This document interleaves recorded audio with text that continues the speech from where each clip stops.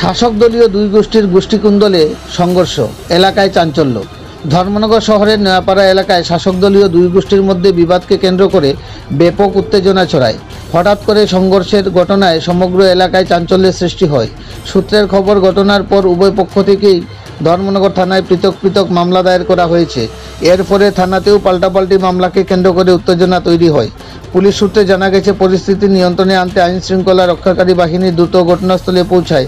বর্তমানে এলাকায় অতিরিক্ত নিরাপত্তা ব্যবস্থা জোরদার করা হয়েছে এবং পরিস্থিতি সম্পূর্ণ নিয়ন্ত্রণে রয়েছে বলে জানিয়েছেন পুলিশ কর্তৃপক্ষ।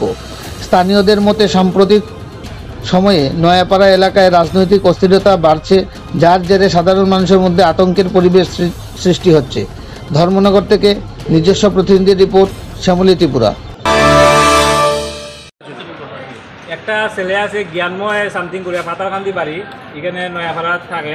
এই ক্লাবে জ্ঞানময় সিনা এইটা করছে। আর কিছু ক্রিকেট প্লেয়ার আছে, তার কাছ থেকে বিভিন্ন রকমের প্রলোভন দেখায় 6-7 লাখ টাকা নিয়ে আনিছে। যেহেতু আমিও ক্রিকেট খেলি, তো তারা আমার কইছে, দাদা তুমি একটু দেখা দাও। আমি তারা কয়েকদিন ফোন টোন করছি। খালি ফোনের মধ্যে খালি কয় যে মিঠুন দাস আছে নয়াপাড়া ক্লাবের, মিঠুন দাসে দেখবো। মিঠুন দাসের লগে আমার কথা হয়েছে, আমি টাকা মিঠুন দাসে দিয়া দিছি। আমি তারা একটু বকাবকি করছি যে মিঠুন দাস তোরা যে এটা করো যে ফুলাফান্টি যদি তোরা যদি রাজবাড়ি পায় বাইরে পায়, তোরা মিঠুন দাসে বাঁচাইব নি রাজবাড়ি গেলে বাইরত গেলে টাকা পয়সার ম্যাটার এটা দিয়া শেষ কর। খালি ক্লাবের নাম, আমি যে ক্লাব সার্ভিটির মধ্যে বাঁচাইতো না। এইটা রেকর্ডিং করে তারা বহুজনের কাছে পাঠাইছে। এইটাতে আমি আজকে আইতে সময় আমার মিঠুন দাসের ডাইকা নিয়েছে। আমিও নর্মাল গেছি, আমি হাফ প্যান্ট করে বাইরে হয়েছি বাড়ির থেকে, বাজারে যাইতাম করিয়া। মিঠুন দাসের নিয়া ডাইকা, মিঠুন দাস, নিশীত মল্লিক, শিবম অধিকারী, এরপরে এই রূপন্দর, তারা আমার নিয়ে সাইডে নিয়ে মারছে। মাইরে এখানে তারা তো স্ট্যান্ডের মধ্যে সবটি এক লোক স্ট্যান্ডের ভিতরে একটা সুলভ আছে, এখানে মধ্যে সবটি নেশা টেশা করে এখানে গেলে আপনারা দেখতে পারবেন, বা আমার কাছে ভিডিও আছে, লাগলে আমি দিয়া দিব। ইটা কইরা আমার মারছে, মাইরা উল্টা এখন তারা আইসে এখানে কেস দিতে। হ্যাঁ, আমি বলে একলা বলে নয়াপাড়া ক্লাবে গেছি গিয়ে মাইর করা। আপনারা একটা মানে এটা কইলে কেউ হাসবো যে একলা একটা মানুষ 40-50 জনের লোকে মাইর করা যাইব নি, এটাই আর কি। কটার দিকে ঘটনাটা? ওই 1:20-30 দিকে হইব ঘটনাটা। আপনি কি এই ব্যাপারে থানায় মামলা করবেন? থানায় মামলা করবো, আমি জিডি লেখাইছি, আমি ওখানে আমার উকিল দিয়ে এফআইআরটা লেখাইছি। যারা আপনাদের মারছে এরা কারা? এরা রাজনৈতিক ভাবে তারার নামে অলরেডি তারা ক্লাবের নাম নিয়ে অনেক জায়গা থেকে তুল্লাবাজি করছে। এইটার প্রমাণ আমরা আছে, আমরা লাগলে এটাও দিয়া দিব। কই থেকে তুল্লাবাজি করছে, কার কার কাছ থেকে টাকা নিছে, সব আমরা প্রমাণ দিয়া দিব। আর নাম হয়েছে গিয়া মিঠুন দাস, রূপম অধিকারী, রূপম ধর, শিবম অধিকারী, নিশীত মল্লিক। থেকে 3-4 দিন আগে হঠাৎ করে আমার এই ছোটো ভাইটা জ্ঞানময় সিনহা, ওর নাম, নয়াপাড়াতে থাকে, আমাদের ক্লাবেরও মেম্বার, নয়াপাড়া ক্লাবের। তো হঠাৎ করে আমাকে ও একটা ভিডিও পাঠালো। ভিডিওর মধ্যে দেখা যাচ্ছে যে আমাদের নয়াপাড়া প্রগতি রোডের হীরক দ্যুতিনাথ, ওর বাবার নাম মৃণালকান্তি নাথ, ওকে অকথ্য ভাষায় এমন বাজে ল্যাঙ্গুয়েজ, যেটা মুখে আনার মতো নয়, ক্লাব নিয়ে, আমার নয়াপাড়া ক্লাব নিয়ে, আমাকে নিয়ে বিভিন্ন ওর কাছে টাকা করছে। আমি সংবাদ মাধ্যমে আমি আপনাদের এই ভিডিওটা আমি দিয়ে দেবো, আপনারা দেখিয়ে দেবেন। ও টাকা করছে ওর কাছে। যখন ও আমাকে জানায় যে তোমাকে এইভাবে বকাবকি করছে, তো আমি বলে গিয়ে যে পিছনে বকেছে, সামনে তো বকেনি, তো কিছু নয়, বাদ দে।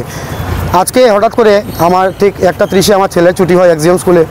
হঠাৎ করে আমি নয়াপাড়া স্ট্যান্ডে যাই, এর 5-10 মিনিট আগে চা খাওয়ার জন্য। তো গিয়ে বসে রয়েছি, হঠাৎ করে ও 5-6 জন ছেলেকে নিয়ে হঠাৎ করে এসে আক্রমণ শুরু করে দিয়েছে। ও ছিল, আমি ছিলাম, আরও 1-2 জন ছিল। আক্রমণ শুরু করে দিয়েছে। আমার ভিডিওটা কাকে দিয়েছিস, কোন নেতাকে দিয়েছিস বলে মারপিট শুরু করেছে। তারপর মানে উভয় পক্ষের মধ্যেই হাতাপাই হয়েছে। হঠাৎ করে দেখলাম, আমরা যখন এখানে থানা থেকে কেস করতে আসি, দেখি ও চলে এসছে, এসে আবুল তাবুল যা মুখে আসে, যা সত্য নয় এইসব নিয়ে। কিন্তু ও তো একটা জিনিস জানে না। আপনারা সংবাদ মাধ্যমের কাছে আমি এটা জানাতে চাই, ও তো হীরক দ্যুতিনাথ নেতা বনে, কিন্তু প্রোফাইল পিকচারের মধ্যে নেতার ফটো দিয়ে রাখে। কিন্তু আদৌ কি ওর বুথ প্রেসিডেন্টের নাম বলতে পারবে? না বুথ প্রেসিডেন্ট, না ওর আমাদের দলের না কোনো কিছু। আজকে মনে আছে আমার সেই 2023 সালে আমাদের নয়াপাড়া স্কুল থেকে বেরিয়ে ও আরেক কংগ্রেসের সাথে মিলিয়ে কংগ্রেস জিন্দাবাদ করে বেরোয়। আজকের ডেটে ও 2023-2018 থেকে শুরু করে দলের জন্য কোনো কাজ করেনি। ওর নামই ন্যাশনাল ড্রাইভার। ও কেউ আসলেই থার গাড়ি নিয়ে চলে যায় নেতাকে আনতে। এর আগে আপনারা জিজ্ঞেস করবেন, এর আগে ব্ল্যাক রঙের স্করপিও গাড়িটা কোথায়? স্করপিও গাড়িটা ধ্বংস, একদম বুড়া করে দিয়েছে মানুষ 2 নম্বর কাজের জন্য। আর ওনাকে জানতে পারলাম যে উনি নাকি ওনার কাছে টাকা পান, ওই যে আপনার আপনাদের কাছে আমি যে ভিডিওটা দেব, আপনারা ভিডিওটা সমাজ মাধ্যমে আপনি সবাইকে দেখাবেন যে ও টাকা পায়নি, ওর সাথে একটা মুন বলে একটা ক্রিকেটার ছেলে আছে, ওর সাথে ওর লেনদেন রয়েছে, ও পায় আমি যেটা শুনেছি ওদের মুখ থেকে। কিন্তু আমার কথা হলো ক্রিকেটের একটা লেনদেন রয়েছে, কিন্তু আমার কথা হলো হীরকদ্যুতিনাথকে ও কেন এইভাবে ছেলেদেরকে উঠিয়ে নেবো, মেরে ফেলবো, গায়েব করে দেবো, এই বলে বলে বলে আজকে থেকে অনেক ধর্মনগরে অনেক ছেলেকে পিটাপিটি করেছে। আজকে থেকে 2-1 বছর আগে আমাদের বাবন বিশ্বজিৎনাথ ওর সাথে ওই সেম খারাপ ব্যবহার করেছিল নোয়াপাড়া স্ট্যান্ডে। এর আগে আগরতলা থেকে কদিন পরে আগরতলা চলে যায়, গিয়ে ওইখানে তো মানুষ এদিকে যায় না, কিন্তু আপনারা জিজ্ঞেস করবেন ওর বুথ প্রেসিডেন্টের নাম জানে কিনা, না ও দলের জন্য উপকৃত, না সমাজের জন্য।